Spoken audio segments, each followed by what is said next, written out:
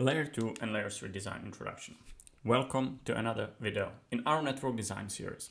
Today we are diving into the core of how data moves around the networks. Layer 2 and Layer 3 design. These two layers are the foundation that every network relies on, ensuring data flows efficiently, securely, and reliably. Whether you are managing a traffic in a small office or routing a packets across a massive globe, infrastructure, a solid understanding of Layer 2 and Layer 3 is essential. In this video, we will break down how each layer works, the technologies involved, and how to design for performance, resiliency, and scalability. Let's get started. Understanding Layer 2 and Layer 3. Let's begin with the basic. In the OSI model, Layer 2 and Layer 3 have distinct but closely connecting responsibilities. Layer 2, the data link layer.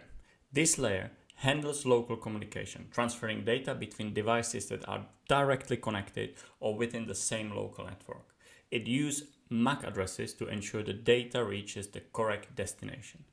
Technologies like Ethernet and VLANs live here, and they keep things efficient within a LAN.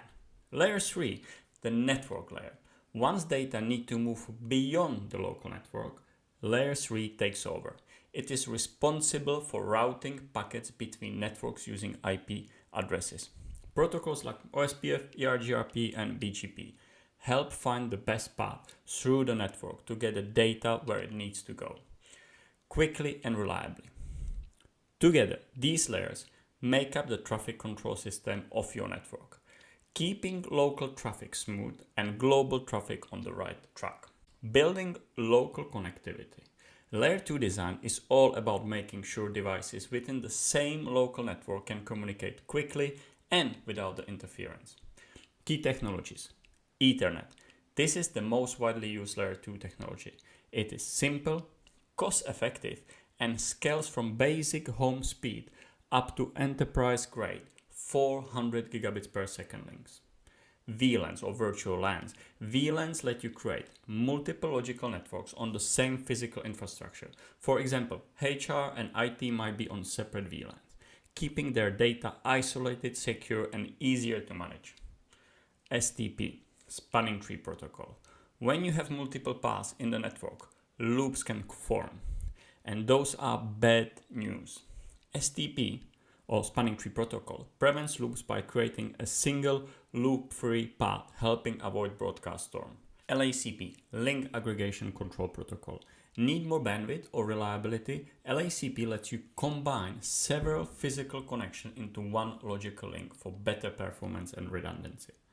Layer 2 design tips. Avoid network loops. Use STP, spanning tree protocol, or modern version like rapid spanning tree to protect the network. Segment your traffic. Implement VLANs to group and isolate traffic for both performance and security benefits. Plan for growth. Consider using VXLAN to extend your VLANs across large environments and between data centers. Add redundancy. Design with failover in mind. Multiple switches and links helps avoid downtime when something goes wrong. Layer 3 design. Connecting the bigger picture, Layer 3 design takes your network to the next level, literally, by routing data across different subnets and networks. Key technologies. IP addressing. IPv4 is still the most common, but its 32-bit address space is running out. IPv6 offers a 128-bit address space, perfect for modern, large-scale networks with thousands or millions of devices. Routing protocols. OSPF. Open, shortest path first. Great for large network. It is fast, smart, and widely used. EIGRP, enhanced inter gateway routing protocol. A Cisco specific protocol known for fast conversion and ease of use. BGP, border gateway protocol. The protocol that powers the internet, used between ISPs and large enterprise for external routing. Route summarization.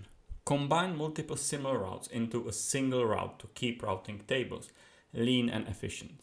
NAT, network address translation.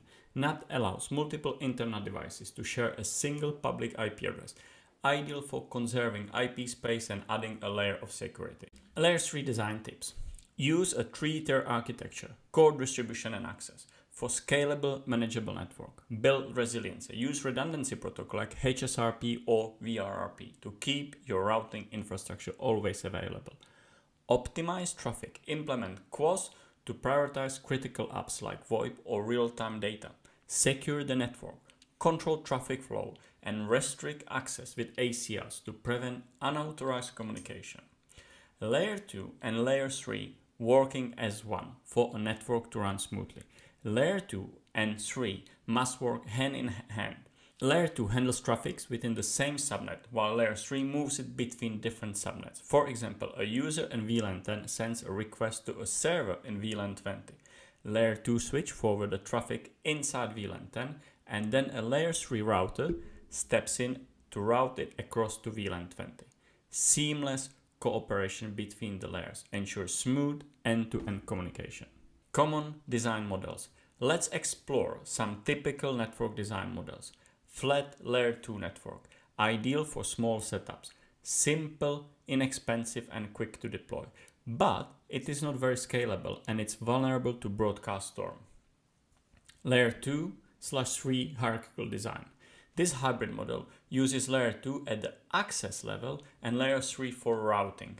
It strikes a balance offering between scalability, fault isolation and control. Layer 3 at the access layer. Bringing routing closer to the edge. This design reduces Layer 2 complexity and speeds up network convergence, making ideal for larger or more dynamic environments. Every design has its hurdles. Here is how to tackle the most of them. Broadcast storm. Use STP or break up your Layer 2 domains with Layer 3 boundaries to contain the storm. Congestion. Prioritize important traffic with QoS and use VLANs to split up high bandwidth apps. Device failures. Avoid single point of failure by using LACP and redundancy protocol like HSRP. Scalability issue. Adopt hierarchical models and technologies like VXLAN to support large scale deployments. Real world design example. Small office network. A business with around 50 employees might use VLANs to split internal users and guest Wi-Fi. A single router could handle both internet access and inter-VLAN routing. Simple and cost effective. Large enterprise network. For a large distributed company, use VLAN for segmentation and VXLAN to connect remote data center. Use OSPF internally and BGP for handling internet or external connection. This design offering scalability and performance. What's next? Future trends. The world of networking is changing fast. Here are some trends to watch. Software-defined networking or SDN, centralized control and automates network decision. Ideal for agile, programmable networks. Overlay networks, VXLAN. Run virtual networks on top of your physical infrastructure for more flexible, scalable decisions. VXLAN.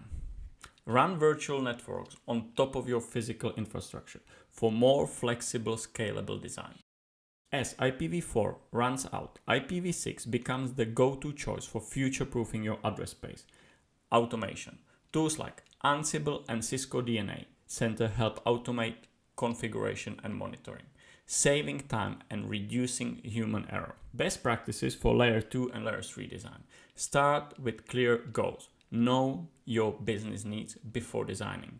Use modular architecture. Divide the network into core, distribution, and access for manageability and scalability. Make security a priority. Protect your network with VLANs, ACLs, and encryption. Keep an eye on performance. Use monitoring tools to catch and fix issues before they become problems. Plan for tomorrow. Design with grow in mind. Add capacity before you need it. Layer 2 and Layer 3 designs are the building blocks of every successful network. When you understand their roles, choose the right technologies, and follow best practices, you are setting your network up for success, whether you are running a small office or global enterprise. Thanks for watching and stay tuned for our next video.